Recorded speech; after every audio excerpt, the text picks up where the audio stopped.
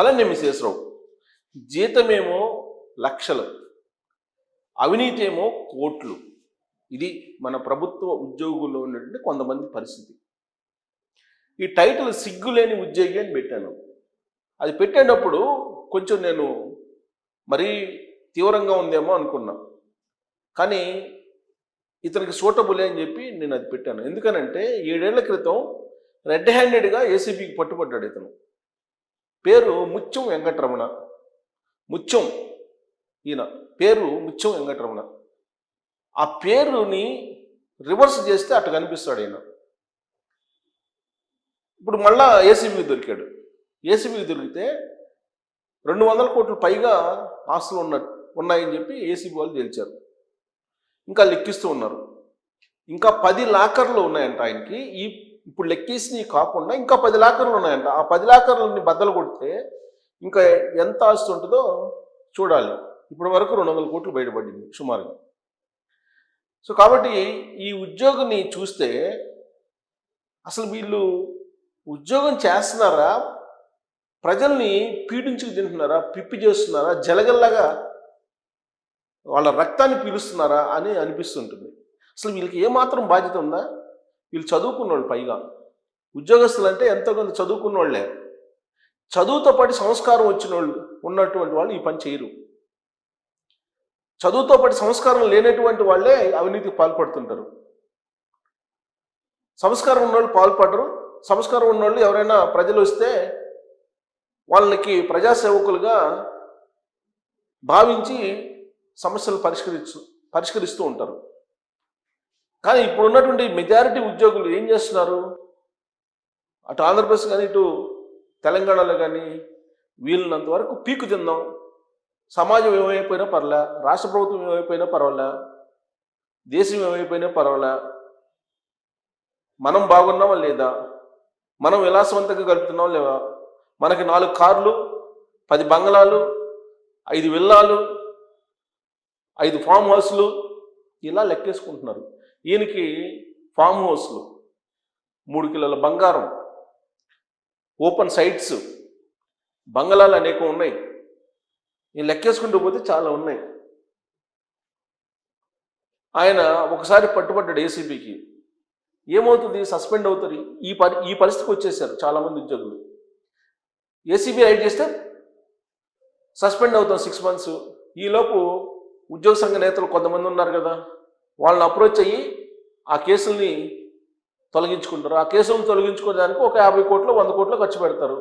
ఊరికొచ్చిన డబ్బే కదా, జనాన్ని పీకు తిని సంపాదించిన డబ్బే కదా. ఈ విధంగా సంపాదించి మీ పిల్లలకి, మీ కుటుంబ సభ్యుల్ని ఎలా పోషించగలుగుతున్నారు అసలు ఈ అవినీతి సొమ్ముతోటి? అది వాళ్ళకి పెడితే ఈ పాపాన్ని వాళ్ళకి కదా మీరు పెడుతుంది, వాళ్ళు కూడా అనుభవిస్తారు కదా ఆ పాపాన్ని. కనీసం సమాజం మీద బాధ్యత ఉన్నటువంటి వాళ్ళు, సంస్కారం ఉన్నటువంటి వాళ్ళు, విలువలు ఉన్నటువంటి వాళ్ళు ఎవ్వరు ఈ పని చేయరు. ఇంత దారుణమైనటువంటి దోపిడీ జరుగుతుంది. నిజంగా తెలంగాణకు సంబంధించినటువంటి ఏసీబీ అద్భుతంగా పనిచేస్తుంది, చాలా అద్భుతంగా పనిచేస్తుంది. వారానికి కనీసం 2 తిమింగలాలను పట్టుకుంటుంది. చార్సిన్హా గారు ఏసీబీ హెడ్గా ఉన్నారు. చార్సిన్హా గారు ఐపీఎస్. ఆవిడ ఎంత నిజాయితీ పర్రాలంటే నాకు తెలుసు. నేను ప్రకాశం జిల్లాలో ఒక పేపర్కి నేను ఇన్ఛార్జిగా పనిచేస్తున్నప్పుడు ఆవిడ ఎస్పీ. ఎంత నిజాయితీగా పనిచేస్తారంటే ఇవాళకి కూడా నిజాయితీగా పనిచేసేటువంటి ఆఫీసర్స్ ఉన్నారు. ఒక విభాగానికి ఒక నిజాయితీగా ఉండేటువంటి అధికారి కనుక హెడ్గా ఉంటే ఎలా ఉంటుంది అనే దానికి ఉదాహరణ తెలంగాణ ఏసీబీ. ఇవాళ తెలంగాణ ఏసీబీ అంటేనే అవినీతి పరులైనటువంటి ఉద్యోగుల గుండెల్లో రైళ్లు పరిగెడుతున్నాయి. ఎంతమంది అసలు ఇన్ని 100 కోట్లు ఎలా వస్తాయి? టౌన్ ప్లానింగ్ ఆఫీసును పట్టుకుంటే 500 కోట్లు. ఈయన ఎలక్ట్రిసిటీ విభాగంలో పనిచేస్తాడు. ఈయన ఆస్తులు దాదాపు ఇప్పుడు లెక్క దాటిపోయింది 200 కోట్లు. ఇంకా 11 లాకర్లు పగలగొట్టాలంట ఈయన. అవి పగలగొడితే కానీ తెలియదు. ఆల్రెడీ ఒకసారి ఏసీబీ రైడ్ చేస్తే కనీసం బుద్ధి ఉండాలి కదా, మళ్ళీ రైడ్ చేస్తే మళ్ళీ దొరికాడు. ఇలాంటి వాళ్ళు చాలామంది ఉన్నారు. ఈవెన్ ఆంధ్రప్రదేశ్లో కూడా ఆ మధ్య గిరిజన శాఖలో పట్టుకున్నారు ఒక అతన్ని కూడా 500 కోట్లు ఉన్నాయి. అంతకుముందు ఆల్రెడీ 2 సార్లు పట్టుకున్నారు అతన్ని ఏసీబీ. మూడోసారి రిటైర్మెంట్కి ఇంకొక 2 నెలలు ఉందంగా దొరికాడు ఆయన. అంటే ఏసీబీ రైడ్ చేస్తే అదేం పెద్ద పనిష్మెంట్ కాదు అనేటువంటి ఒపీనియన్ ఉద్యోగుల్లో ఉంది. దానికి కారణం ఏంటంటే ఈ ఉద్యోగ సంఘ నేతలు ఎవరైతే ఉన్నారో వాళ్ళు లాబింగ్ చేసి ఆ కేసులను తొలగిస్తున్నారు.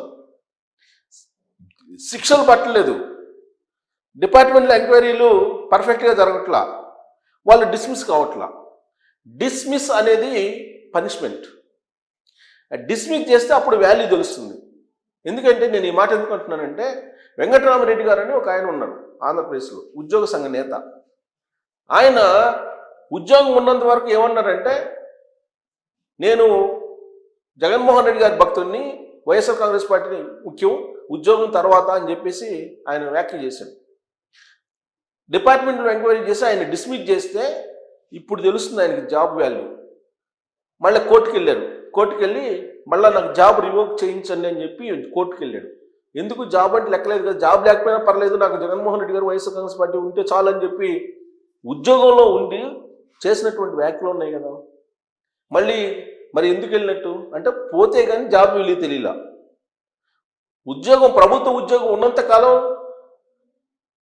దాన్ని అవినీతిమయం చేసేస్తున్నారు, అక్రమాలమయం చేసేస్తున్నారు. అది పోయిన తర్వాత దాని విలువ తెలుస్తుంది. కాకపోతే డిస్మిస్ అనేది చేయట్లా.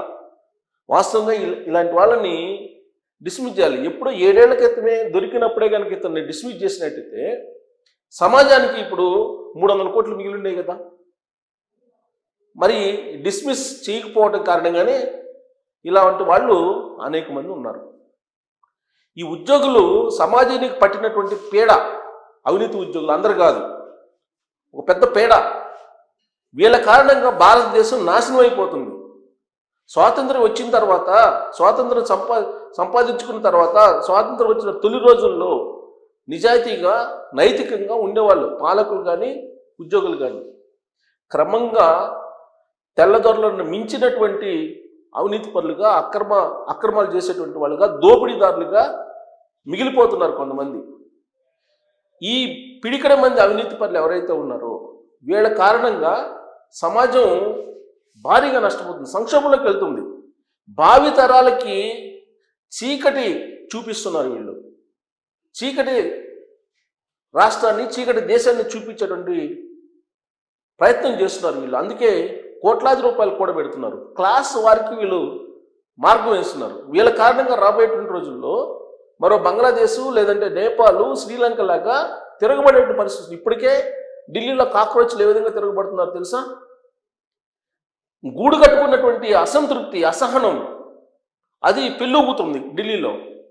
అలా ఇళ్ల మీదకి వచ్చి కొట్టేటువంటి రోజులు వస్తాయి అవినీతిపరమైనటువంటి ఉద్యోగులకు కానీ లేదా పాలకులకు కానీ. ఇన్ని కోట్ల రూపాయలు ఉన్నాయనంటే ఇతను ఏమనాలి?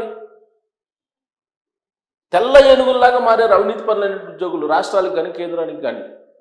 ప్రజలకి వీళ్ళు ఒక పెద్ద భారంలాగా మారారు అవినీతిపరమైన ఉద్యోగులు. వీళ్ళని క్షమించుకుంటూ పోతే మళ్ళీ రాష్ట్ర కేంద్ర ప్రభుత్వాలు ఆర్థికంగా కోలుకునే పరిస్థితే ఉండదు. ఇది నేను చెప్పడం కాదు, ఆర్థికవేత్తలు చెప్తున్నారు. అలాగే నీతివంతమైనటువంటి ఐఏఎస్ ఆఫీసర్స్ కూడా చెప్తున్నారు. సో ఈయనకి సంబంధించి రైట్ చేసినప్పుడు ఈయనకి సంబంధించి ఇది న్యూస్. రెడ్కోలో అవినీతి తిమింగలం ముత్యం వెంకటరమణ ఈయన పేరు. ఆయన బంధువుల నివాసాల్లో ఏసీబీ సోదాలు, భారీగా ఆస్తులు గుర్తింపు. శ్రీలింగంపల్లి, కూకట్పల్లిలో 4 ఫ్లాట్లు ఉన్నాయంట ఈయనకి. మరి ఆ 4 ఫ్లాట్లో ఎవరెవరిని పెట్టాడు? మరి గుట్టల బేగంపేటలో G+5 వాణిజ్య భవనం, కూకట్పల్లిలో G+3 వాణిజ్య భవనం. అంటే 2 కమర్షియల్ కాంప్లెక్స్లు ఉన్నాయి, 4 ఫ్లాట్లు ఉన్నాయి. జీవితాంతం కష్టపడితే ఒక ఫ్లాట్ కొనుక్కోలేని పరిస్థితుల్లో కొన్ని లక్షల కోట్ల మంది ఉన్నారు ఇలాంటి వాళ్ళు కారణంగా. విద్యుత్ శాఖ పరిధిలో మరో అవినీతి తిమింగలాన్ని ఏసీబీ అధికారులు పట్టుకున్నారు. తెలంగాణ పునరుత్పాదక ఇంధన వనరుల అభివృద్ధి కార్పొరేషన్ రెడ్కోలో డివిజనల్ ఇంజనీర్గా పనిచేస్తున్న ముత్యం వెంకటరమణకు మార్కెట్ విలువ ప్రకారం 100 కోట్లకు పైగా ఆస్తులు ఉన్నట్టు తేల్చారు. ఆదాయానికి మించినటువంటి ఆస్తుల కేసు నమోదు చేసి అరెస్ట్ చేశారు.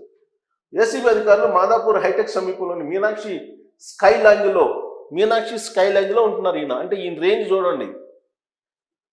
వెంకటరమణ ఇల్లు అంటే మీనాక్షి స్కై లాంజ్లో ఉన్నటువంటి అపార్ట్మెంట్ ఫ్లాటే కనీసం 20 కోట్లు ఉంటుంది, 15-20 కోట్లు. హైదరాబాద్తో పాటు ఖమ్మం జిల్లాలో ఆయన బంధువులు బినామీల నివాసాల్లో కలిపి 10 చోట్ల ఏకకాలంలో సోదాలు చేశారు. శేర్లింగంపల్లి, కూకట్పల్లి ప్రాంతాల్లో 4 ఫ్లాట్లు, కూకట్పల్లిలో ఆంజనేయ నగర్లో G+3 వాణిజ్య భవనం, గుట్టల బేగంపేటలో G+5 వాణిజ్య భవనం వెంకటరమణ కుటుంబ సభ్యుల పేరిట ఉన్నట్టు తేల్చారు. ఆయన బ్యాంక్ ఖాతాలో 52 లక్షల రూపాయల సొమ్ము, ఇంట్లో 2 కిలోల బంగారం, ఆభరణాలు, 45 లక్షల విలువైన 3 వాహనాలు, 30 లక్షల విలువైన గృహోపకరణాలు, 2.5 లక్షల విలువైనటువంటి 2 విదేశీ మద్యం బాటిళ్లు. ఎవరినన్నా పట్టుకోండి, విదేశీ మద్యం బాటిళ్లే ఏసీబీ రైడ్ చేసినప్పుడు ఉద్యోగుల దగ్గర అవినీతి పైన. ఆయన కుటుంబ సభ్యుల పేరిట ఉన్న 10 బ్యాంక్ లాకర్లు ఉన్నాయంట. 10 బ్యాంక్ లాకర్లు ఉన్నాయంట. ఇంకా వాటిని తెరవాల్సి ఉందని అధికారులే చెప్తున్నారు. ఇంకా 10 లాకర్లు తెరవాలి. వాటిని తెరిస్తే ఏమొస్తాయో, ఇంకా ఎంత వస్తుందో. రిజిస్ట్రేషన్ విలువ ప్రకారం ఇప్పటి వరకు గుర్తించిన వెంకటరమణ ఆస్తుల విలువ 27,65,02,135 అని, వాటి బహిరంగ మార్కెట్ విలువ 100 కోట్లకు పైగా ఉంటుందని అధికారులు తెలిపారు. 7 ఏళ్ల క్రితం రెడ్ హ్యాండెడ్గా పట్టుబడిన ఖమ్మం జిల్లా చెందిన వెంకటరమణ 2019లో రంగారెడ్డి జిల్లా సైబర్ సిటీ సర్కిల్లో డీఈగా పనిచేస్తున్న సమయంలో 25,000 లంచం తీసుకుంటూ ఏసీబీ అధికారులకు రెడ్ హ్యాండెడ్గా పట్టుబడ్డారు. ఆ సమయంలో వెంకటరమణ ఇంట్లో ఏసీబీ అధికారులు సోదాలు చేసి 26,52,000 నగదు, 22,60,585 విలువైన బంగారు ఆభరణాలు స్వాధీనం చేసుకున్నారు. ఆ కేసు నేపథ్యంలో 2019 డిసెంబర్ నుండి 2022 ఫిబ్రవరి వరకు సస్పెన్షన్లో ఉన్న వెంకటరమణ తర్వాత విధుల్లో చేరారు. విద్యుత్ శాఖలో తనకున్న పరిచయాలతో కీలకమైనటువంటి రెడ్కోలో డివిజనల్ ఇంజనీర్గా పోస్టింగ్ దక్కించుకున్నారు. అయితే ఆయన వద్ద ఆదాయానికి మించి భారీగా ఆశలు ఉన్నాయని సమాచారంతో ఏసీబీ అధికారులు రైడ్ చేశారు. సర్వీస్లో చేరినప్పటి నుంచి అధికారిక ఆదాయము 6.9 కోట్లను చూపించాడు మాత్రమే. అయితే ఆయన చేసిన వ్యయాలు చూస్తే 20.35 కోట్లు. అంటే ఆయన దగ్గర ఉన్న ఆస్తులు 6 కోట్లు అయితే ఖర్చు 20 కోట్లు పెట్టాడంట. అది అలా ఆయన ఆడిట్లో ఉందంట. ఈ ఎఫ్ఐఆర్ నమోదు సమయానికి మరో 4,09,36,545 విలువైనటువంటి స్థిరాస్తులను గుర్తించామని, అంటే మొత్తం 17,54,96,565 రూపాయల మేర ఆదాయానికి మించినటువంటి ఆస్తులు ఉన్నాయని స్పష్టం చేశారు. కోర్టు అనుమతితో సోదాలు చేశారు. సోదాల తర్వాత వెంకటరమణ అక్రమార్జన రిజిస్ట్రేషన్ విలువ 28,14,14,700గా తేలిందని, మార్కెట్ విలువ ప్రకారం అది భారీగా ఉంటుందని అంచనా వేశారు. 20 ఏళ్ళ నుంచి నిర్మాణ రంగంలో కూడా ఉన్నాడు ఈయన రియల్ ఎస్టేట్ వ్యాపారం చేస్తున్నాడు ఉద్యోగిగా ఉంటూ. నేను అందుకే చెప్పాను, హైదరాబాద్లో రియల్ ఎస్టేట్ మునిగిపోవడానికి కారణం ఈ రియల్ ఎస్టేట్ కంపెనీల్లో పాలకులు కొంతమంది, అవినీతి పడ్డ అధికారులు కొంతమంది ఉండటమే కారణం అని చెప్పాను.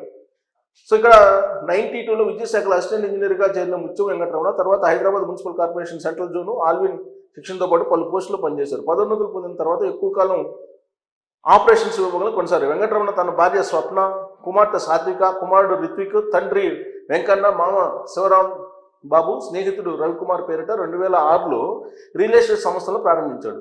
ముత్యం కన్స్ట్రక్షన్స్, ముత్యం builders and developers, private homes, ముత్యం అండ్ ASNL లైఫ్ స్టైల్ పేరిట ఈ నిర్మాణ సంస్థను నెలకొని కూకట్పల్లి, మూసాపేట వంటి కీలక ప్రాంతాల్లో 20 కోట్ల వ్యయంతో 10 రెసిడెన్షియల్ కాంప్లెక్స్లు, 2 వాణిజ్య సముదాయాలను నిర్మించారంట.